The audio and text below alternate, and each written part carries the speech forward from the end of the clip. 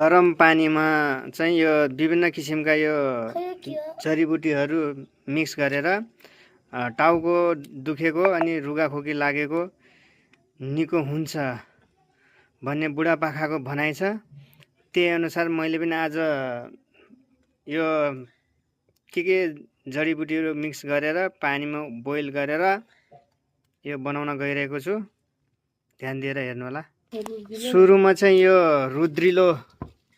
रुद्रिलो भन्ने यो पात गाइने मन्टाहरू टिपेर ल्याएको छु। यो हाल्न गइरहेको छु। त्यसपछि यसमा यो निमको पातहरू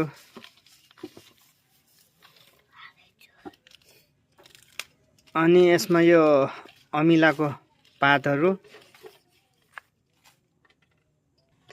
त्यसपछि यसमा यो अम्बाको पातहरूलाई,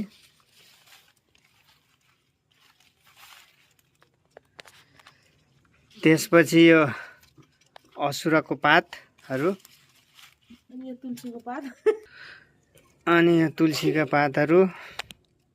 अब यसलाई केही बेरसम्म यसलाई मजाले बोइल भएर पाकेको जस्तै बनाएर त्यसपछि एकछिनपछि बाफ लिनुपर्छ।